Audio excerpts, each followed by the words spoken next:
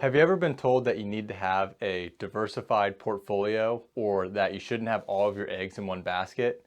But has anybody ever really sat down with you and explained why a diversified portfolio is important and gone through some of the numbers with you?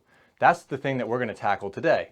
My name is Spencer Ford, Certified Financial Planner with Conservative Financial Solutions.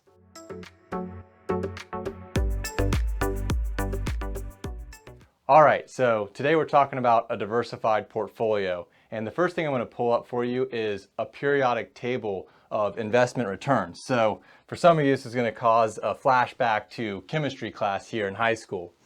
But we're going to go back to 2002. And what this chart does is it ranks asset classes from the best performing to the worst performing in a given year. So if we go back to 2002, the best asset class in 2002 was commodities. It returned 25.91%. And the worst asset class was small cap growth, which returned negative 30.26%. And you can see here at the top, it's almost a different asset class each and every year. So some asset classes do better than others in different economic environments.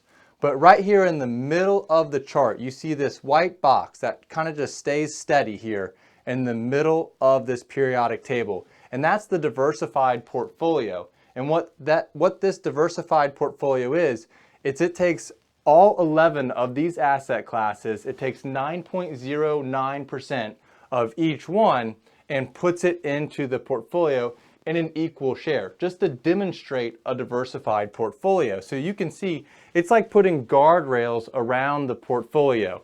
It's never too far above, it's never too far below. It's just staying here right in the middle. So what does that look like in terms of numbers from an investment standpoint? If we look at the S&P 500 here on the left, just as a comparative example, which is mainly made up of large cap United States companies, if you took $1 million and just said, I'm going to invest that in the S&P 500 back in 2002, I want to take out $50,000 a year with a little bit of inflation, and you let it run for 20 years. So these would be the returns. You would have taken out $1.2 million. And at the end of that 20-year period, you'd have 1.6, almost $1.7 million left over. Now, if you would have actually invested in that diversified portfolio, here's the returns for that diversified portfolio. So you can see in the majority of cases, you're not up as much as the S&P 500, you're not down as much as the S&P 500 because you are invested in more than just one asset class. You're diversified. You take that same $1 million you invested in that diversified portfolio, you still take out your $50,000 a year plus inflation, you still take out $1.2 million, but at the end of that 20-year period, you have $1.9 million, almost $2 million, as opposed to the 1.6, almost $1.7 million.